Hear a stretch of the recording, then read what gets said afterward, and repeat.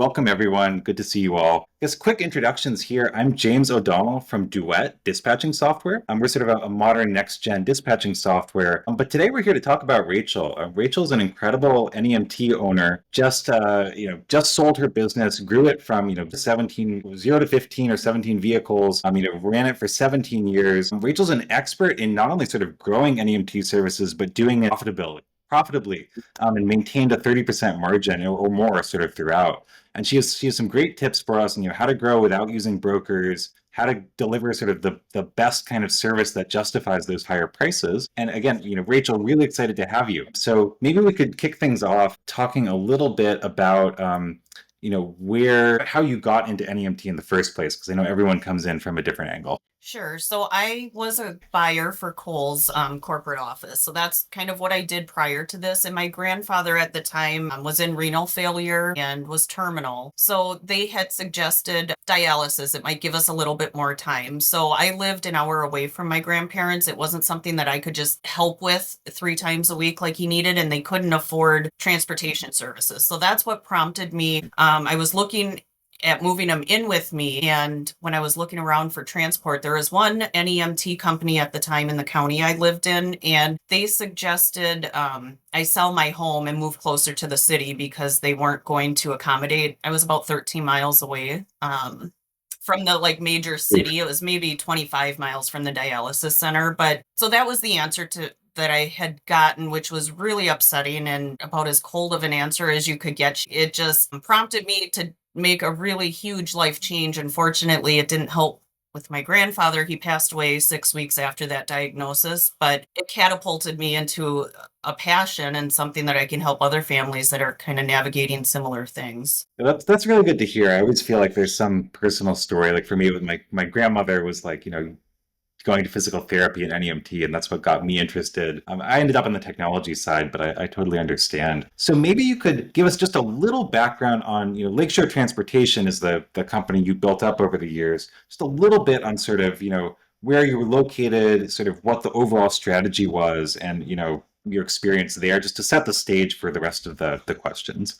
Sure. So when I started, I honestly didn't know much about it. I had a friend growing up who his parents took care of foster children. So I saw some of the van service in Milwaukee at that time, which was where I was living. So I had very limited knowledge about it. But after what happened with my grandfather, I just had to get started. So I didn't have really any plan because time was of the essence. So it was a matter of initially trying to keep my job while I was purchasing a van, or 2 vans I started with. And I was working out of my home and trying to get credentialed and all the things that I needed to do in a brand new industry. It was extremely overwhelming, but I just kept going, thinking about my grandfather, and I never wanted to tell somebody, no, we can't help you. And the outcome's going to be certain death. I don't know. It's just something that's really driven me. So when I started, I had the 2 vehicles and it was really slow going. I was in a rural area. Dial-up was still a thing. So there wasn't, trying to go to Google Maps or MapQuest at the time. It just wasn't as available. And I had only lived in the county for about 2 years at that point. So I was trying to educate myself on all the different factors that go into NEMT. But I was the driver too, which, I kind of did everything. So I learned by trial and error very quickly. It took me about 2 years, and then I was able to afford to move out of my home and into a shop that we rented. When we stayed there about 6 years, and we ended up, I think we could fit 6 vehicles on the inside, and then we were parking outside. So it was a kind of a gradual over 5 or 6 years. I went from myself as the only driver. I think within 8 or 9 months, I had a second driver, and, it just slowly evolved. And then I had decided, okay, I don't want to keep parking my vans outside. We're in Wisconsin. We have snowstorms, really cold weather, not to mention possible theft and, just other problems like that. So that's when we started looking at a commercial building, so that for one, to help maintain profits, you're kind of paying yourself and not throwing that rent away. But we were able to grow very, very rapidly once we had the space to put all the vehicles and for the administrative staff that we needed. Got it. So often the toughest question I hear from people is, okay, I'm starting a new company or I'm growing my company and not making enough money.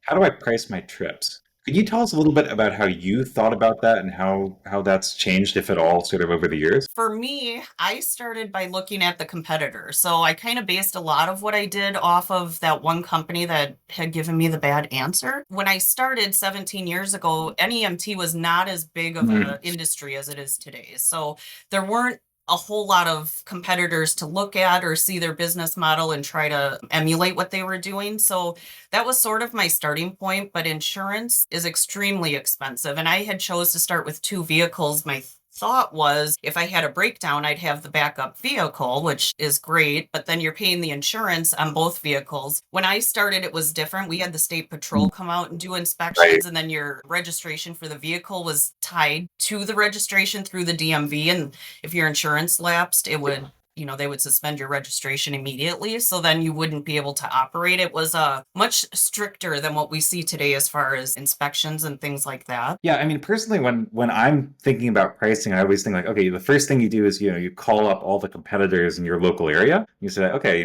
what does a wheelchair ride cost? What does a stretcher ride cost? Whatever. I mean, that kind of gives you a ballpark for what the market will pay. And then you got to sort of assess like, what are my costs? And, can I sort of meet that market rate? Are there things I can do that will get me sort of beyond that market rate? Like I know people, they have nice, very clean, modern vehicles. They've got uniforms, and they've got kind of white glove service, very highly trained, very friendly, very personable drivers. And then they say, okay, because of that, I know I should definitely be coming in higher than this competitor over here, who I know is just sort of doing the cheapest trips they can for the local broker. So there's sort of I always lean toward the understand the competitive space and where you sit relative to competitors, rather than just a cost plus model. But sometimes, like if you're the first NEMT setting up in a rural area, like you may kind of come down to what you think you can offer, and then you kind of adjust from there. Yes. So that's how I started. And because I was the owner operator, I had a lot of room. I didn't need to pay myself. I was able, as long as I could just cover my overhead, I kept reinvesting um, into the business. And my rates were probably a little bit lower than they should have been, but I didn't know any better. And I was very afraid in the beginning of I didn't want to have rates higher than the competitor that had been around for 10 years. And what incentive will people have to use me over them? That was my thought process at the time. Now I have a very different approach to it because I believe we need to know our worth, and we're doing a disservice to the industry as a whole when we short change those prices, because then the next guy who's just starting up and doesn't know better tries to undercut, and the brokers then are kind of keep cutting the rates, and it has a ripple effect across the entire industry, which then affects patient care, and it's just not the way to go. So it's important to Right. know your worth, understand the service and the value behind it and what you're offering, so you don't shortchange yourself. Yeah, and I mean, at the last like NEMTAC conference I was at, I heard somebody say like a 70% of new NEMT services go out of business in the first year. And I hate to say it, but like they'll hop on, they'll take the absolute cheapest trips from a broker because that's all they know how to get, and then like it doesn't cover expenses, and of course they decide like, oh, it's no longer worth it. So totally agree with you on that.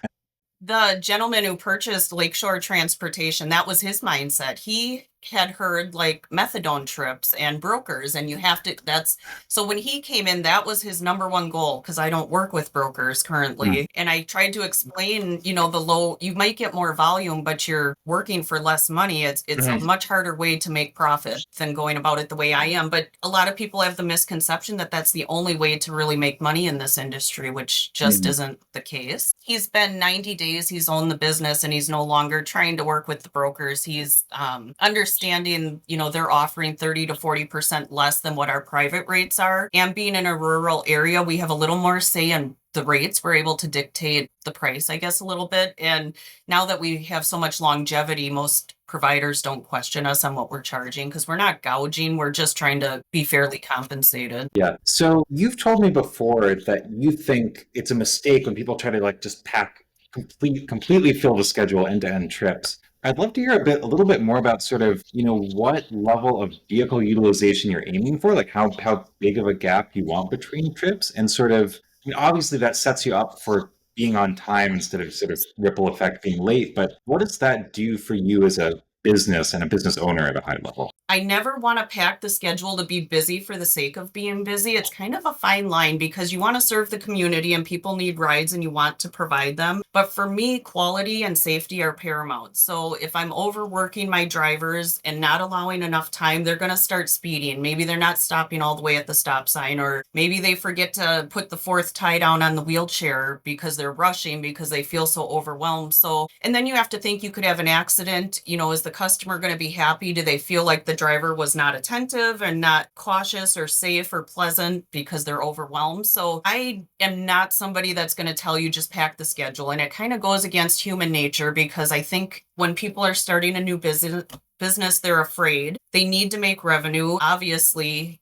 the more trips you do, the more revenue you're going to bring in, but you've also got to look at it on the back end, the billing and the drivers being upset, potential missed rides because you've overbooked it, or there's so many different variables that need to be taken into consideration. But I am much more quality and safety over volume, I guess. It's more important that everybody likes what they're doing and they're doing a good job and it's safe. And, you get repeat work that way. If you're cutting corners, the clients, they might give you 2 or 3 times, but eventually they're going to say, I don't feel safe with this company. Let's see what the next person's offering. And they might even be willing to pay more if they don't feel like you're safe, or on time. And I try to look at everything as if they were my family, because that's how I got into this with my grandfather. And if somebody's sitting waiting to go to a specialist at 60 miles away, and now we're showing up late and they missed that appointment, it could take months, if not longer. And it's just not worth the extra few rides for, a couple $100 or whatever it is. It's just not worth it.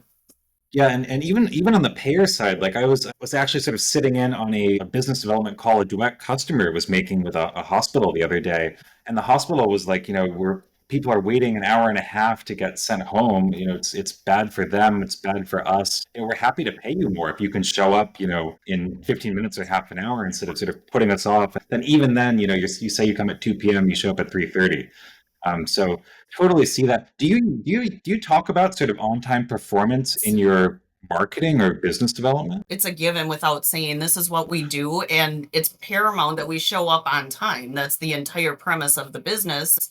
My life, I joke, for 17 years has been in 7-minute increments. Like everything is timed out. We had our rate of on time, and I don't have the number offhand, is probably about 97 to 98%. I've had very, very minimal, like under 10 complaints with the brokers when we were contracted with them for over multiple years. Wow. We've just, I've approached it, and we're in a small kind of community, so people get to know you as well. But it's just really important to treat people respectfully and with dignity. We're transporting human beings, and it's just, it's important you show up when you say you are there. Somebody could have cancer treatment, and if we miss the chemo, I mean, what does that do to their potential outcome in life? It just isn't something to be taken lightly. It's very important that people realize what they're getting into and then deliver what they promise. And you've talked about how you prefer working with non-brokers, people who sort of really value the safety of the riders, the on-time performance, etc. What did you find was the best sort of source of trips for you? For me, it's been managed care organizations, or MCOs, that are county specific. Where I live, we have day programs, which are jobs for people with disabilities. There's education, job training, different therapy courses. So a lot of people go, some go, 5 or 6 hours a day. Some are 5 days a week. Some are 2 hours, 3 days a week. It's kind of all over the board, but that has been what I have focused on the most. My profit margin is much, much higher than the brokers. You get to really have a better relationship because a lot of the riders you're taking every day. I had people for the full 17 years that are still clients to this day that we've taken 5 days a week for 17 years. So the amount of money, if you look at it that way on the recurring trips, which my experience with the brokers, I was with MTM and Vail probably 4 or 5 years in the past, but there's no loyalty. So, you think, oh, I'm doing this dialysis ride for 2 years, but it doesn't matter. You think you've provided a good service. If the dispatch wants to give it to another company, that's what they're going to do. So there's not any loyalty on that side of it either. And it's a higher rate of no-shows with the brokers. So for me, it's been the managed care. And then you get a really good working relationship with the social workers in the county. And, you make their lives a little bit easier. They know that people are comfortable with our company, and you just continually get referrals repeatedly. So again, it comes back to like integrity is everything. So mean what you say and say what you mean and follow through. It really is one of the most simple things, but so, so important. Yeah. It sounds like you get a lot of sort of referrals and repeat business, and that's really helped. How did you sort of get in the door? Like how let's say I'm a new provider, how do I go and get into managed care organizations? So when I first started, I had no clients initially. I drove my van around everywhere, picking my kids up, getting groceries. I wanted people to have the illusion that we were busy, but I would also just go stop in everywhere. I would go to nursing homes. I would go to senior centers.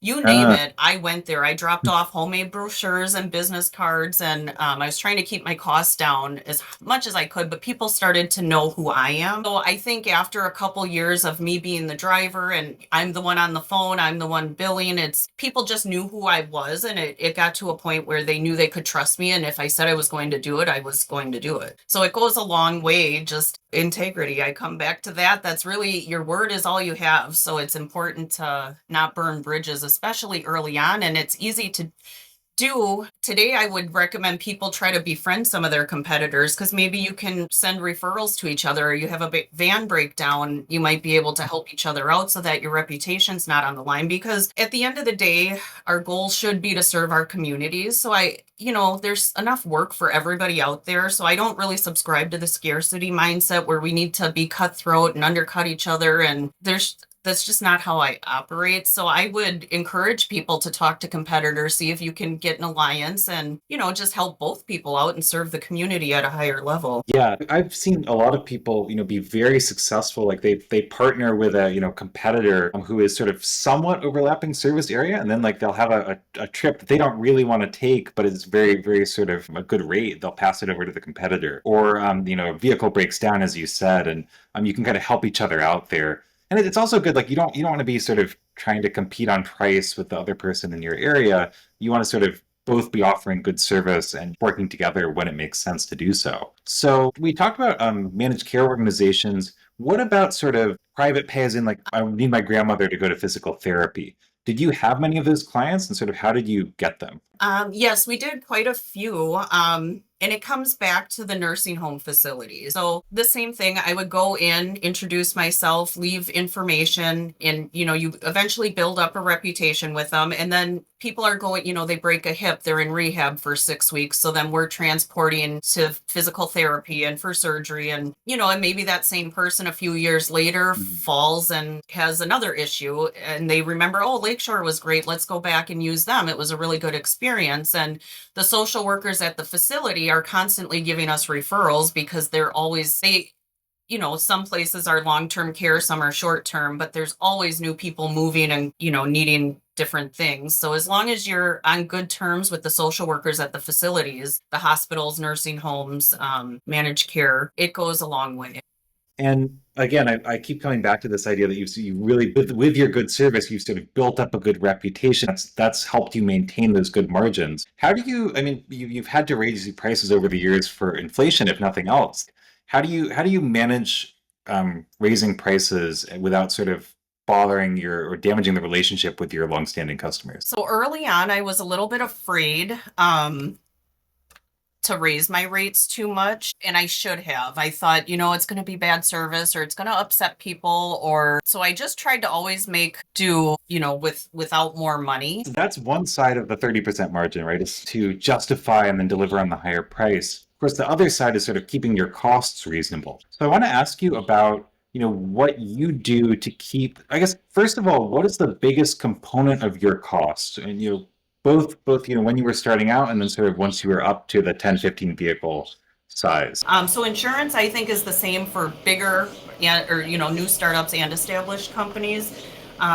Vehicle costs are another one, which falls a little more in, not like a fixed asset, but you do need to have good working vehicles. And a lot of people they don't have cash, thinking like, I'll go take out a loan. And now you're paying $5, $6, $7, $800 for a vehicle, and if you don't have enough work to support that, and along with the insurance and maintenance and fuel, it's not prudent, I don't think, early on to start with a very expensive vehicle like that. I have bought most of mine outright, which during COVID saved me that I didn't have 5 or 6, 7, 8 car payments to make, because I would have probably put me out of business if I did. So I've always focused on just reinvesting in my company, getting the groundwork, solid and strong. And then as I was a little more profitable, I could start taking more money, but it takes time. You're not going to just start out and, be making $100,000 for yourself right out of the gate. It just isn't probably happening that way. So what did you do that you felt were the best tricks to sort of keep the operating costs low? So I was an owner operator, and I'm pretty frugal. So a lot of people kind of laugh at me because I run a pretty tight ship, and a lot of it it starts with hiring the right people and people that you trust that aren't stealing from you, wasting resources, wasting time. So it's important that you've got the right people, that we're all have the same goal, and it's just, there's so many different components. It's not, it's hard to say any one thing because it's just a multitude of things that go into almost every decision that needs to be made for this business. Mm-hmm. Do you have any tips for, let's say I'm a provider trying to grow and my expenses are out of control? Like, what should I be doing first? I would start looking at your overhead. Where can you cut down? And maybe it is changing insurance providers or coverage. Maybe it's switching cell phone providers. Are you renting versus out of your own home? Can you downsize a little bit? Can you maybe do your own billing and not outsource some of those things until you kind of get a better handle on it? I think a lot of people start, everybody has their skill set and what they're good at. And some people want to farm out the other things. I think it's more important to try to learn a fundamental understanding of what the task is and how it operates, and then you can hire that out. That's fine. But if the person you're hiring walks out, are you able to still function without them? So it's a matter of dialing in and optimizing kind of the flow of what you have going on, and then looking at your schedule, how they're scheduling, are things too big of gaps in the day? Are you are you using routing software? Are you, there's just a lot of different factors, I guess, to consider as far as where to begin. Yeah, we think about that, to save some that money. a lot as routing software people. Like, how do we set up like our auto scheduler? So when someone's got 100 trips, how do we assign 10 trips to each of 10 vehicles in a way that minimizes the amount of like deadhead miles they're driving in between not getting paid?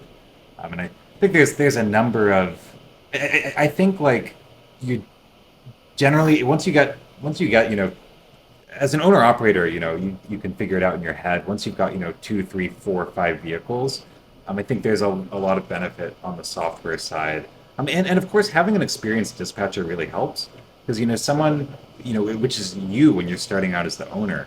But as you're growing, you want to have someone who can sit there and know like, oh, the traffic's always bad at 3 p.m. In this route, so we need to allocate a little more time, and that'll save you on showing up late. So, talk to me a little bit about obviously like payroll is the biggest expense for most NEMT owners. Tell me a little bit about how you think about staffing in general and how that fits into your operation. So for me, a lot of my staff were older people, retired policemen, retired firemen, people looking to serve the community. They weren't necessarily looking for a job for the money. They just wanted to give back. Most of them had pensions, which for me was amazing because they're very dependable, very reliable. They have a lot in common as far as being in the same age and generation as a lot of our clients. So the conversations are always good. So it just lost my train of thought. I'm so sorry. Oh, it was an open-ended question, but on those lines, sort of you mentioned really grabbing some of the people who have a lot in common with the the riders in the community. How do you like find those people, and how do you retain them? So we advertised a lot, like our local papers and even senior centers, the radio ads online, not so much online. More recently in the last few years, Indeed and things like that, we've been looking, for people. But for like my core drivers, and most of them would stay with me for 5 to 6, 7, 8 years, they'd always start thinking like, oh, my spouse is going to retire in 2 years. I'd love to work for a couple of years. And then they just never really leave because they get so much fulfillment out of helping people. And so then it's my job to, cultivate a place where people want to come to work. They want to show up and be pleasant and spread that positivity into the community. I never want somebody that's kind of the negative complainer. You need to find team players and service minded people. It really does come down to that because we're dealing with humans, and it's easy to forget that when we're all worried about the bottom line and being profitable. But I think we have to always keep in the forefront that we're dealing with people, and the profit should almost be secondary. Mhm. That's a really great point, and I can see why that sort of reliable, friendly driver is really helpful. How do you sort of suss out whether someone is going to be a friendly, pleasant driver, or they're going to get in fights with the riders and make you look bad? So I'm sure you've heard the phrase like slow to hire, quick to fire. I would say that applies. I would have usually 2 interviews with people. I would let people ride along with us for half a day at my cost so they could actually see what the job entails. I would just be very upfront. We need to minimize turnover. We deal with people with mental health issues, autism, whatever the issue is. I can't have different drivers that don't know what they're doing every other week. So I would just be very brutally honest about it. Like, if this doesn't feel like it's going to be a good fit for you, I'd prefer you don't come because I don't want people here just to fill the box of having the person. I need a good fit that is going to go out, represent my company and myself in a positive light, and just serve our community. It really just always comes back to that simple thing. Uh, and how did you decide when to hire? And it's always tough, it's expensive to have someone on payroll if you don't have a lot of trips for them. But at the same time, it's no good if you're showing up late because you can't handle the volume. So when is the right time to hire? I would usually, so if I had 4 drivers working and I'm starting to see like a trend, every couple days you're turning down trips or whatever, I would always try to get ahead of that and have 1 or 2 more people. And because we had a lot of retired people working for us, they didn't mind split shifts, half days. A client canceled, it really didn't matter to them. So it was, I would always have a few extra, and a lot of the people we hired might work, some were full time, some were Monday, Wednesday, Friday, but then, hey, somebody called out sick. You could maybe say, hey, are you willing to work this extra day? And then once you start realizing like, no, a lot of these people value their time. They don't want to work more than what they're saying. So then it's like, okay, it's time to go hire a new person and then go through the whole process again until we get a good fit. And we've had people come on and I've had to let them go because, somebody had an accident or threw up and the driver's yelling at them because they're going to be behind, and then the person's crying, and it's like they have no compassion or empathy. I have no tolerance for it. It's just, so it really comes down to the owner and their preferences and what they're willing to put up with and not put up with. And early on, it's easy to think you have to put up with a lot of things, and you really don't. It's people need to remember you're in charge. It's your business, and everybody out there is representing you. So it's important, to spend the time up front and get the right people.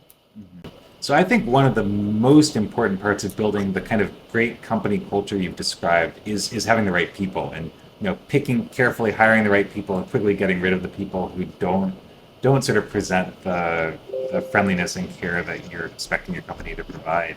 Is there anything else you do sort of to build up that company culture that sort of cares about the community as much as you do?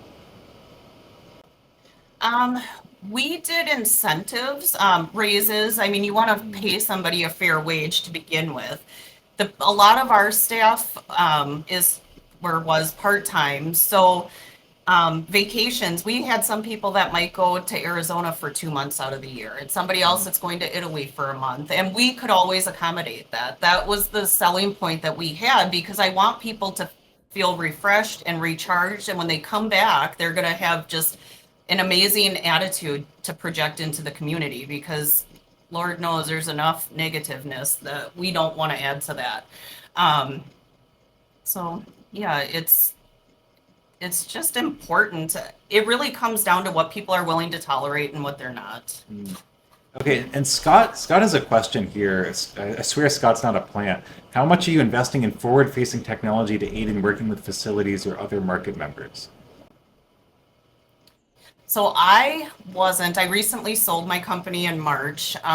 So the new owner is starting to get dealing more with software and things like that.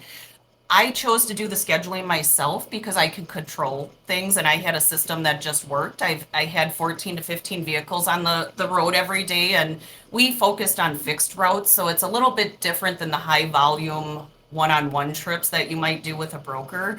So it's a lot easier for me as one person to do that scheduling when you've got 8 to 10 people on one route and you've got 5 or 6 routes. But I would strongly suggest routing software for somebody that has a high volume. It can get extremely overwhelming sometimes. Typically, how we do it, and specifically working with the facilities, is like, someone who's using our Duet software can generate a little web link and send it to a facility, and then they can fill out like, hey, Mr. John Doe is going at this time, this address, and then that gets submitted to Duet as a reservation. And of course, you really want a software that will keep reservations and bookings separate. So you want to look at that reservation, decide whether you can accept it or not. Then if you accept it, send a message to the facility, becomes a booking. Then you use the software and pick out the right sort of vehicle and driver and fit that into your overall schedule. I'll drop Rachel's email in here again. Rachel, as you can tell, knows the NEMT space really well, and if you'd like to work with her, she's doing a free 30-minute consultation for anyone who mentions this webinar to her. So just reach out and be like, hey, I saw you at the webinar, would like to talk about my service with you, and she can give you some great advice. And if you want to keep working with her, she's building out her consulting and advising practice right now. So I think she's I for one, am going to recommend Rachel to a lot of the service providers I meet who are looking for help.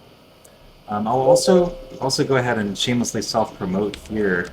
This is my email, james@duetinc.com, and you can go to duetinc.com. If you're interested in learning more about the technology side, check us out.